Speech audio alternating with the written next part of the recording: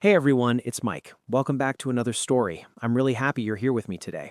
So, today's story is about something that every single person needs to do. Something important, something that a lot of people actually put off for way too long, including me, honestly. Today, I want to talk about going to the doctor for a checkup. Now, a checkup, do you know that word? A checkup is a routine medical appointment where a doctor examines your body to make sure everything is healthy.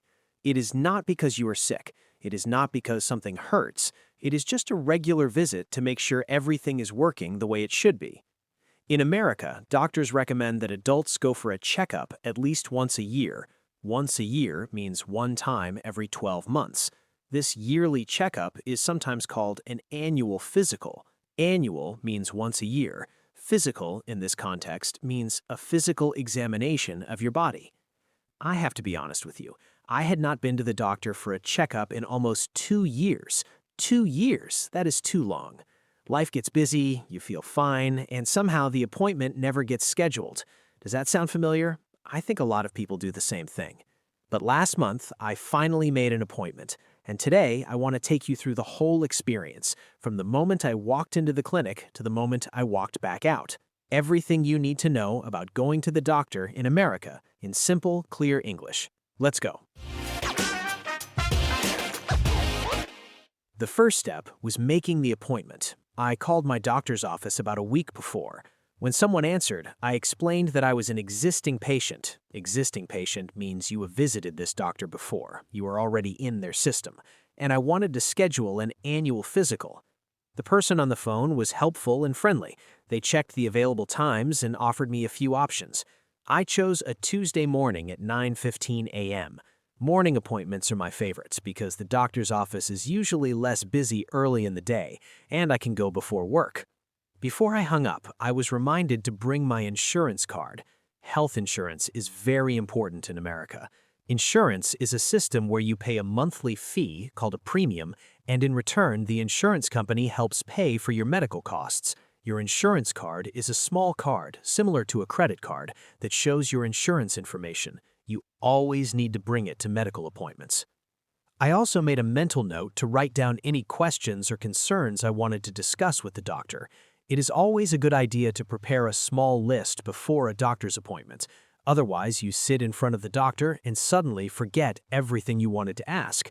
My list had 3 things on it. First, I wanted to ask about a small pain I had been having in my left knee when I exercised. Second, I wanted to check my blood pressure. Blood pressure is the force of blood pushing against the walls of your vessels. High blood pressure can be a sign of health problems, so it's good to check it regularly. Third, I just wanted a general check of everything, make sure the engine is running well, so to speak. On the morning of my appointments, I woke up a little earlier than usual. I showered, got dressed in comfortable clothes, and had a light breakfast. Light breakfast means something small and simple. I had a banana in a glass of water. For some blood tests, doctors ask you to fast. Fast means to eat nothing for several hours before the appointment, but my doctor had not asked me to fast for this particular visit, so a light breakfast was fine. I drove to the clinic. It's about 15 minutes from my apartment, a small modern medical building in a quiet part of Denver. I found parking easily and walked inside. The waiting room was calm and clean. A few other patients were already sitting in chairs, some looking at their phones, some reading magazines. Soft, neutral music played quietly in the background. Medical waiting rooms always have that particular atmosphere. Quiet, a little formal, but not unpleasant. I walked to the reception desk. The receptionist greeted me warmly and asked for my name and my insurance card. I gave her both. She typed my information into her computer, handed my insurance card back, and gave me a clipboard with some paperwork to fill out. The paperwork was a standard patient form. It asked for my personal information, name, date of birth, address, phone number. Then it asked about my medical history. Medical history means all the health conditions, illnesses, surgeries, and medications you have had in the past. It also asked about my family medical history, whether anyone in my family had conditions like heart disease, diabetes, or cancer. This information helps the doctor understand your health background. It also asked about my current medications, any medicines I take regularly, and it asked about allergies. Allergies are reactions your body has to certain substances, like some people are allergic to penicillin, which is a type of medicine. I have no known allergies, so I wrote none in that section. I filled out the form carefully and returned it to the receptionist. She told me the doctor would be with me shortly. Shortly means in a little while, not immediately, but soon. I sat back down and waited. I looked around the waiting room. There was a small fish tank in the corner. I always notice fish tanks in waiting rooms. There's something very calming about watching fish swim slowly back and forth. I think that's exactly why doctors put them there. After about 10 minutes, a medical assistant opened a door to the side of the reception and called my name. A medical assistant is a healthcare worker who helps the doctor. They are not the doctor themselves, but they do important tasks before you see the doctor. I stood up, picked up my bag, and followed her through the door. The medical assistant led me down a short hallway and into an examination room. An examination room, also called an exam room, is the private room where the doctor examines you. It is small but clean and organized. She asked me to sit on the examination table. The examination table is that tall, padded table in every doctor's office, the one covered in a long sheet of thin white paper that crinkles every time you move. I always notice that sound.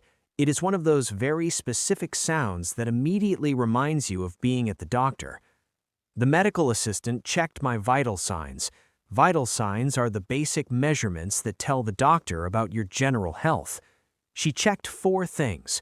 First, my weight. She asked me to stand on a scale. A scale is a machine that measures how heavy you are. My weight was recorded in my chart. A chart is the official document that contains all your medical information and history. Second, my height.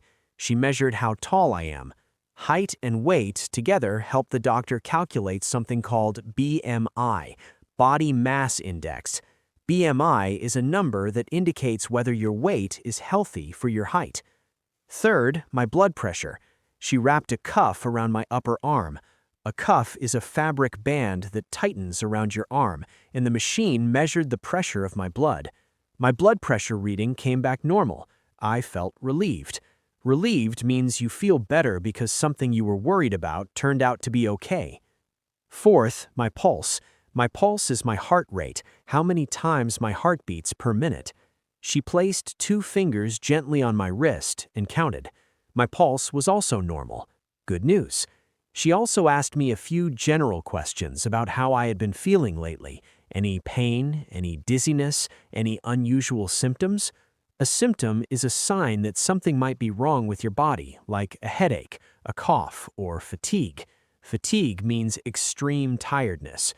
I mentioned my knee pain. She noted it in my chart so the doctor would know to ask about it. After she finished, she told me the doctor would be in shortly. She left the room and closed the door quietly. I sat on the examination table, listening to the crinkle of the paper every time I shifted my weight, and waited. A few minutes later, there was a gentle knock on the door, and my doctor walked in. My doctor is a man in his 50s, calm, experienced, and genuinely easy to talk to. He has been my doctor for about 3 years.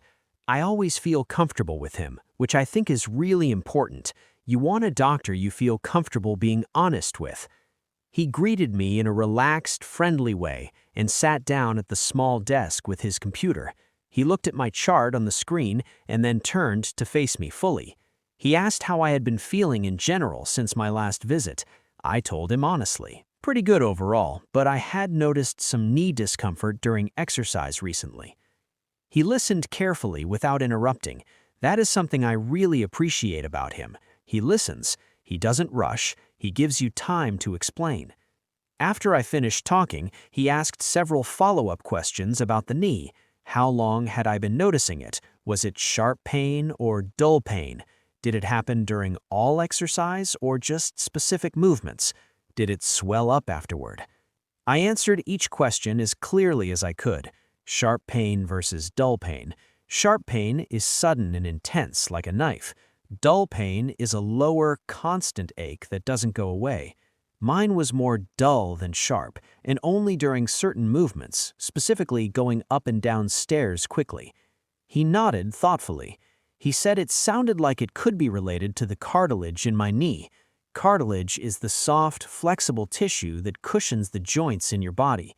He said it was fairly common in active men in their 30s and was not something to be alarmed about, but worth monitoring.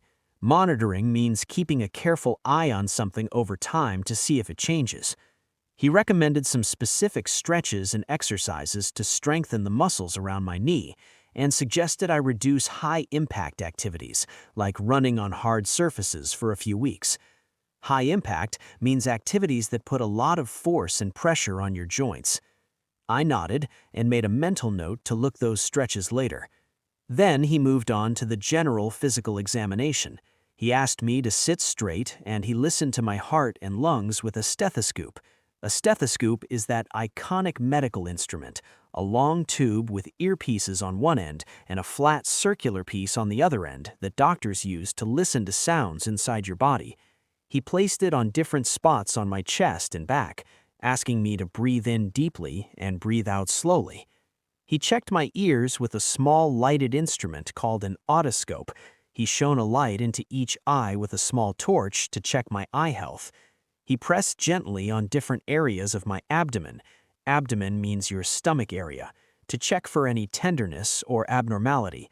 Tenderness means pain when touched. He checked my reflexes by tapping just below my knee with a small rubber hammer.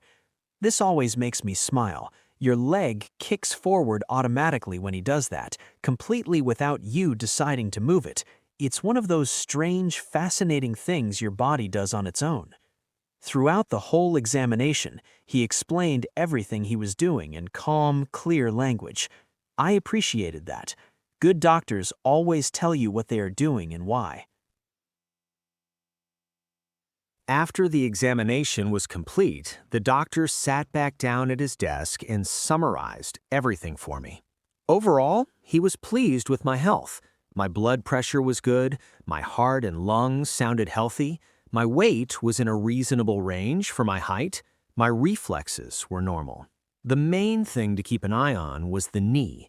He printed out a sheet with the recommended stretches and exercises and handed it to me. He also said that if the knee discomfort did not improve after 4 to 6 weeks of the stretching routine, I should come back and he would refer me to a specialist. A specialist is a doctor who focuses on one specific area of medicine. In this case, an orthopedic specialist, which is a doctor who specializes in bones and joints. He also recommended a blood test. A blood test is when a small amount of your blood is taken from your arm with a needle and sent to a laboratory to be analyzed. The test checks things like your cholesterol levels. Cholesterol is a fatty substance in your blood that can cause problems if the levels are too high. It also checks your blood sugar levels, important for detecting diabetes, and it checks various other indicators of general health. He said I could go to the lab in the same building today if I wanted, or schedule it for another time. I decided to do it today, get it all done in one visit. He also reminded me that I was due for a flu shot. A flu shot is a vaccine, an injection that protects you from getting influenza, which is a serious respiratory illness. In America, flu shots are recommended every year, usually in the autumn. I had not had mine yet this year, so I agreed to get it before I left. Before I left the exam room, I had a chance to ask about anything else on my mind.